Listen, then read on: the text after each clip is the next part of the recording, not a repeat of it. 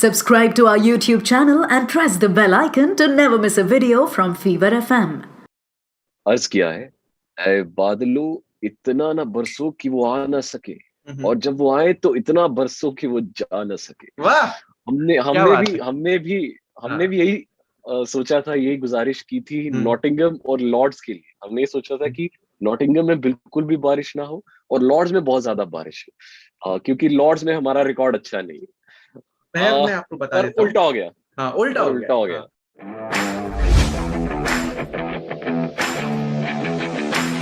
मैं राहुल मागिन, मेरे साथ है शिखर एंड वेलकम टू क्रिक पास। तो नॉटिंघम का तो आपको पता ही है क्या हाल हुआ। तो पहले आधे पॉइंट मिले थे, अब उसमें से भी दो पॉइंट्स और निकल गए हैं because of the slow over rate. तो अब लेटेस्ट डेवलपमेंट क्या है आज के मैच की? अभी का हाल बताइए। अभी का हाल ये है कि मैंने ये रिकॉर्डिंग शुरू करने से पहले वेदर प्रेडिक्शन देखा और उसमें एक बहुत अच्छी चीज है कि अभी तक तो 5 दिन बारिश नहीं है। इस पूरे हफ्ते बारिश नहीं है इंग्लैंड में, और बाकी वो इंग्लैंड है, तो वहां कब पड़ जाए तो किसी को नहीं पता। हाँ, तो एक ये अच्छी चीज है कि वहां पे शायद से लोगों को पूरा 4 दिन का और पूरे 5 दिन का मैच देखने को मिले। दूसरी चीज ये कि थोड़े चेंजेस होने लगे टीम में। इंग्लैंड वालों ने मोइन अली को अपने टीम में इंक्लूड कर दिया है, स्पेशली फॉर सेकंड टेस्ट, क्योंकि वो उनके पास वो एक बेन स्टोक्स का ऑप्शन नहीं था और वो एक ऑलराउंडर ऑप्शन ढूंढ रहे थे। तो अब इस चक्कर में उन्होंने मोइन अली को इंक्लूड कर दिया है। And it would be very interesting to see कि वो मोइन अली को भी प्लेइंग 11 में खिलाते हैं या नहीं खिलाते। ये एक बहुत इंटरेस्टिंग चीज होगी, क्योंकि अगर वो मोइन अली को खिलाते हैं तो, क्योंकि लॉर्ड्स में देखा जाए तो स्पिनर्स के लिए इतना खास स्कोप होता नहीं है। तो अगर वो मोइन अली को खिलाते हैं तो एज अ ऑलराउंडर मुझे समझ नहीं आएगी कि वो खिलाएंगे या नहीं खिलाएंगे। As a batsman yes definitely he is a good resource, but अगर वो मोइन अली को खिलाते हैं तो एक उनको फास्ट बॉलर निकालना पड़ेगा। अब वो कौन होगा? ये हो सकता है कि शायद वो ब्रॉड को निकाल दे, क्योंकि ब्रॉड को कुछ इंजरीज भी हुई है। एंड अब वो इंजरी हुई है या जानबूझ के, मतलब Broad also did perform well. जो पहला टेस्ट मैच था उसमें ब्रॉड ने अच्छा परफॉर्म भी नहीं किया था। एक थोड़ा सा मेरे को यहाँ पे स्टैट्स याद आए हैं, और वो स्टैट्स हैं कि 2018 से जितने भी मैच लॉर्ड्स में हुए हैं उसमें पेसर्स ने 133 विकेट लिए हैं और स्पिनर्स ने 11 विकेट लिए हैं। तो सिर्फ इसी स्टैट से पता चलता है कि वहां पे पेसर्स कितने ज्यादा जरूरी हैं। एक्चुअली ग्रीन पिचेस होती हैं और इंग्लैंड की टीम भी यही चाहेगी कि और ज्यादा ग्रीन पिच रखी जाए ताकि पेसर्स को ज्यादा फायदा हो। एंड आई थिंक इसी हिसाब से बहुत मुश्किल है ये अभी भी सोचना कि मोइन अली को उन्होंने इंक्लूड किया है बट प्लेइंग 11 में भी नहीं किया है। तो पता चल जाएगा, जैसे ही अभी टॉस होता है, थोड़ी देर में टॉस हो जाएगा, पता चल जाएगा और इंडिया की स्ट्रैटेजी भी सामने आ जाएगी। तो ऐसा करते हैं, हम दोनों अपनी अपनी टीम 11 बना लेते हैं इससे पहले कि टॉस हो जाए और असली वाली टीम 11 सामने आ जाए। तो स्टार्ट करते हैं टीम इंडिया से। तो ओपनर्स तो शिखर, मुझे लगता है जैसे आपका ख्याल था कि केएल राहुल और रोहित शर्मा ही रहेंगे। हाँ। उसमें कुछ चेंजेस खास होने नहीं है, क्योंकि उसमें मैं बता दूं, क्योंकि एवरीवन इज राइट कि यार रोहित शर्मा को हटा दो, पर केएल राहुल ने स्टार्ट अच्छा दिया, केएल राहुल ने परफॉर्म अच्छा किया। उससे पहले उनकी एक सेंचुरी भी आ चुकी है, और आप अगर पिछले मैच का स्कोर कार्ड उठा के देखेंगे तो केएल राहुल ने ही सबसे ज्यादा रन बनाए, 84 रन। नहीं, केएल राहुल को तो हटाना ही नहीं है, मैं रोहित शर्मा की बात कर रहा हूँ। Rohit Sharma is somebody who is not actually performing well. तो Rohit Sharma is getting the starts, ठीक है। वो जो ओपनर का काम होता है ना कि नई बॉल को पुरानी करना, उतना वो कर रहा है, उसमें आप उससे मना नहीं कर सकते। बट वो है कि वो अपने स्कोर को कन्वर्ट नहीं कर पा रहा है। इट बिट 100 और डेड इन, जिस चक्कर में रोहित शर्मा जाना जाता है। और आई थिंक एक्सपीरियंस भी उनको काफी हो गया। अभी ये भी नहीं कह सकते कि बहुत कम टेस्ट खेले हैं, तो काफी टेस्ट खेल चुके हैं, सो और एक्सपीरियंस प्लेयर है। एंड वैसे दोनों ही टीमों का देखा जाए तो टॉप ऑर्डर बहुत अच्छा परफॉर्म नहीं कर रहा है। चलो पहले इंडिया की बात करते हैं। मुझे लगता नहीं कुछ ऊपर बैटिंग में तो कोई खास चेंज होगा नहीं, अनलेस कोई प्लेयर अनफिट हो। और अनफिट से मुझे याद आया कि बॉलिंग में शायद शार्दुल ठाकुर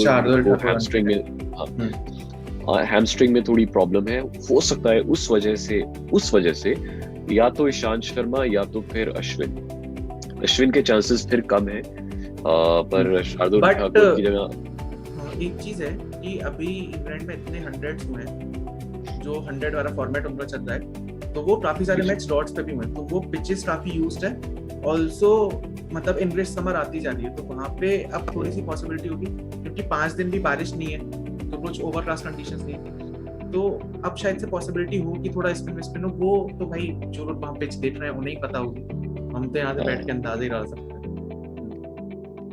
ये बहुत ज्यादा डिपेंड करेगा कि अब टॉस के बाद जब टीम निकलती है और कोहली और शास्त्री उस समय क्या सोच रहे होंगे।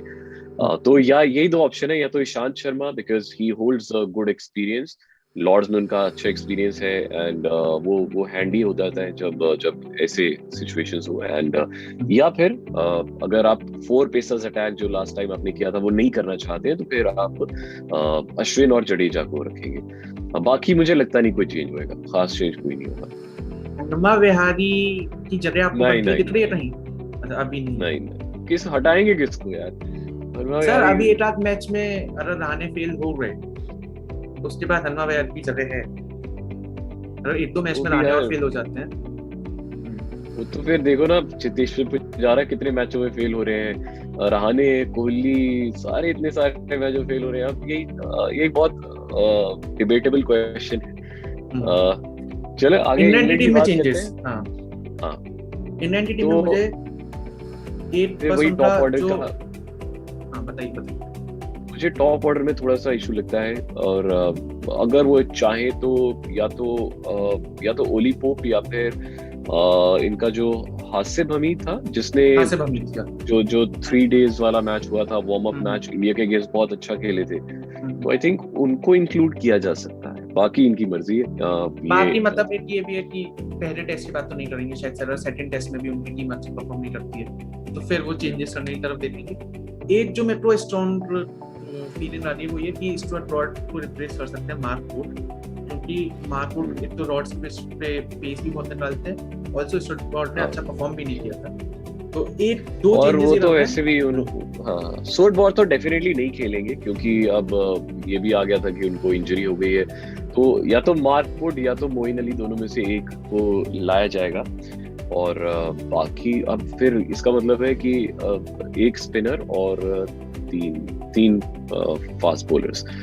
चलो जी, देखते हैं क्या बनेगा। बाकी मुझे लगता नहीं इंग्लैंड भी कोई खास चेंज करेगा। और ये दोनों टीम के चेंजेस से आपको क्या लगता है कि अगर इंडियन टीम अगर टॉस जीतती है तो फिर बैटिंग करनी चाहिए या बॉलिंग करनी चाहिए? टॉस तो जीते। अब देखो पिछले 10 बार इंडिया और इंग्लैंड के जो टेस्ट मैचेस के टॉस हुए हैं, उनमें से 10 में से 9 टाइम्स जो रूट जीता है, 1 टाइम कोहली जीता।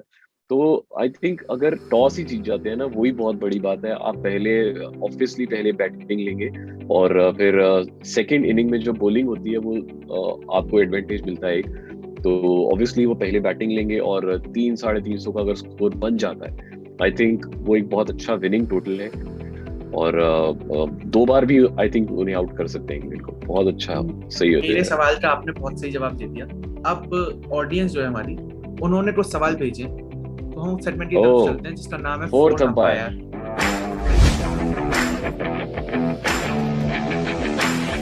तो पहला सवाल है अनिकेत का, और अनिकेत ने पूछा है कि मतलब क्या लगता है कि एंडरसन कोहली का इस पूरी सीरीज में और कितनी बार विकेट लेगा?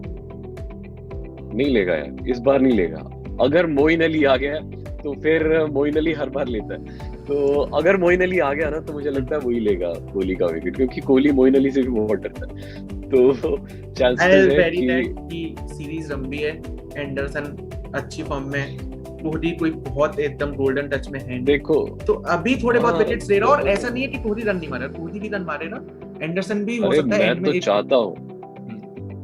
मैं चाहता हूँ कि लॉर्ड्स में कोहली अपनी सेंचुरी मारे, और इससे याद 2 साल से 2 साल का जो वो है इंतजार वो खत्म हो। बट इंग्लैंड इतनी चालाक है ना, जैसी कोहली आता ना तभी वो दूसरी साइड से ना मोइन अली को लगा देते हैं। पता है कि बहुत चांसेस होते हैं कि मोइन अली को विकेट दे देगा, सिर्फ में 1-2 बंदे बढ़ा देते हैं वो लोग, एंडरसन, मोइन अली। ठीक है यार, उनकी भी अपनी स्ट्रेटेजी है। तो दूसरा सवाल है रोहित का हमारे पास, और मतलब रोहित ये सवाल पूछ रहे हैं, उसी में आयरनी है। रोहित ये पूछ रहे हैं कि सीनियर प्लेयर्स जो हैं वो टीम से ड्रॉप क्यों नहीं हो रहे, तो उसमें रोहित शर्मा का भी नाम आता है। तो सर बताइए, सीनियर प्लेयर टीम से ड्रॉप क्यों नहीं हो रहा है? ये तो बहुत डिबेटेबल क्वेश्चन है। देखो, रोहित शर्मा, चेतेश्वर पुजारा और for that matter Virat Kohli as well, चारों प्लेयर्स जो है ना, ये इंडिया का फैब 4 है। और मतलब ये अगर ये किसी दिन चल जाए तो वो टेस्ट मैच मतलब दुनिया की कोई टीम जीत ही नहीं सकती। तो ये तो 100% श्योर है। बट द थिंग इज कि ये चारों ही अभी आउट ऑफ फॉर्म है। प्रॉब्लम ये है ना कि अब ये सीनियर प्लेयर्स हैं। अब इन्हें ड्रॉप करने के लिए मतलब पूरी मैनेजमेंट पीछे से हर बंदे का अप्रूवल चाहिए होता है। आप एक साथ तो चारों को ड्रॉप कर ही नहीं एक साथ सकते तो अनलेस बहुत मुश्किल है। अनलेस की कोई मतलब कोई बहुत बड़ा रीजन हो या कोई इंजरी हो जाए, वो कुछ बात और कोविड है, ओविड खुद का ही केस drop निकल हो रहा है। हाँ हाँ। तो अदरवाइज मुझे लगता नहीं कि जो सीनियर प्लेयर्स हैं उनकी पोजीशन इतनी स्ट्रांग होती है कि उन्हें निकालना बहुत बहुत ज्यादा मुश्किल हो जाता है।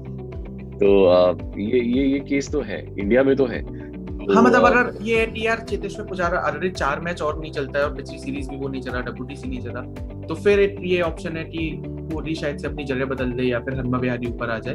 तो ये कुछ चेंजेस हैं। रहाणे नहीं चलता है तो एक जो ऑप्शन है हमारे पास हनुमा विहारी का। हनुमा विहारी कहीं ना कहीं तो टीम में फिट करेंगे, ठीक है। हनुमा विहारी है, मयंक अग्रवाल है, मयंक अग्रवाल है, पृथ्वी शॉ को पृथ्वी बुलाया शॉ भी गया पहुंच चुके हैं। इंग्लैंड। हाँ, सूर्य कुमार सूर्य यादव है, है। So सूर्य है, हाँ। we have a lot of options. The thing is कि सीनियर प्लेयर्स को अपनी रिस्पॉन्सिबिलिटी अब समझनी पड़ेगी। It's high time. या तो वो खेले या तो फिर वो बाकी प्लेयर्स को चांस दे जो कि तैयार बैठे हैं, फुल ऑफ एंथुसियाज्म, वो तैयार बैठे लाइन इंडियन टीम की लाइन इतनी लंबी है कि आप जहां तक निगाह मारोगे आपको वहां तक प्लेयर्स दिखेंगे। हैं। तो अगर कुछ ऐसे बंदे हैं जो नहीं कर पा रहे हैं परफॉर्म, तो ऑफ कोर्स सवाल तो उठेंगे उनके ऊपर। ठीक है, चलो। अंकित ने सवाल पूछा है और उन्होंने पूछा है कि अश्विन और जडेजा हमें साथ में देखने को कब मिलेंगे। इसके बारे में बातचीत मैं और राहुल भाई कर चुके हैं अभी बीच में कि शार्दुल ठाकुर थोड़े से इंजर्ड है, तो हो सकता है अश्विन अब आ जाए या फिर ईशांत शर्मा आ जाए। तो एक तो पॉसिबिलिटी ये है, और दूसरा ये कि जो बाद में मैच है, ओवल में जो मैच है, वहां पे ओवल में थोड़ी सी पिच स्पिन देती है, तो वहां पे भी हो सकता है कि अश्विन और जडेजा हमें इस सीरीज में साथ में देखने को मिल जाए। ठीक है, तो उसमें कोई बड़ी बात नहीं, क्योंकि हाँ, इंडियन टीम वैसे भी ऑलराउंड ऑप्शंस देख रही है, तो उसमें कुछ टेंशन नहीं है। एक अब सवाल है थोड़ा आईपीएल रिलेटेड, और ब्रजेश ने पूछा है मुंबई से कि मैं लोगों को बता दूं, पहले टीम आईपीएल 2022 के लिए सिर्फ 4 प्लेयर्स रिटेन कर सकती थी, अब वो सिर्फ 3 प्लेयर्स रिटेन कर सकते हैं। तो ब्रजेश ने मुंबई से पूछा है कि मुंबई की टीम कौन कौन से प्लेयर्स रिटेन करेगी। ये तो बॉम्बे तो ये टीम ऐसी है कि वो किसी भी प्लेयर को छोड़ना नहीं चाहेंगे, बिकॉज इस समय उनके सभी प्लेयर्स इन फॉर्म हैं सिवाय हार्दिक पांड्या के। तो मुझे लगता नहीं कि वो किसी को भी छोड़ना चाहेंगे किसी। और अगर रिटेन करना है तो I think the top 3 players would be, एक तो कायरन पोलार्ड, उससे तो बिल्कुल भी नहीं ड्रॉप कर सकते। एक Rohit Sharma, and number 3 would be maybe Surya Kumar Yadav ना, हाँ, क्योंकि अब उसकी रेस्पेक्ट कुछ ज्यादा ही बढ़ गई है। बिल्कुल।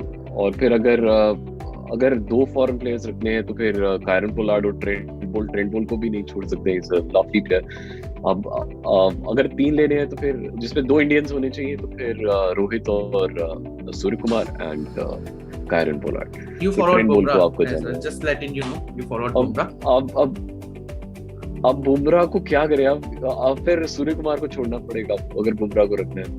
बट आईपीएल में मतलब बैटिंग ऑप्शंस तो सारी टीम के पास काफी होते हैं, बॉलिंग ऑप्शंस की दिक्कत पड़ती है। तो शायद से मतलब मुझे ऐसा लगता है कि मुंबई की टीम, ब्रजेश, मुझे लग रहा है कि मुंबई की टीम रोहित शर्मा, जसप्रीत बुमराह और पोलार्ड, इन 3 प्लेयर्स को रिटेन करेगी। आपको पता चल ही जाएगा। हाँ। थोड़ी जनवरी फरवरी में जब ऑक्शंस होंगे तब आपको पता चल जाएगा। हम भी आपके साथ ही होंगे, क्रिकबाजी तब भी चल रही होगी, और तब फिर हम ऑक्शन स्पेशल क्रिकबाजी लेके आएंगे। ठीक है जी, मैच थोड़ी देर में शुरू होने वाला है। मेरा और राहुल भाई का ये मानना है कि इंडियन टीम ऑन पेपर ज्यादा स्ट्रॉन्ग लग रही है।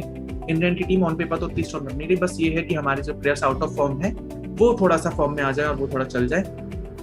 मिलते हैं अगले मैच के बाद। ये 5 दिन मैच चलेगा, बढ़िया एंजॉय करो, मजे मारो। तब तक के लिए बाय बाय, शब्बा खैर। और एक इम्पोर्टेंट बात कि HT smartcast, fever FM official, इन दोनों सोशल मीडिया हैंडल्स को इंस्टाग्राम, फेसबुक, ट्विटर, इन 3 जगह फॉलो करो। @राहुल मार्केट वन पे जाके राहुल भाई को प्यार दो, @star_PR पे आके मुझसे बातचीत कर लो, और यू नो दैट रियल यार। चलो बाय बाय।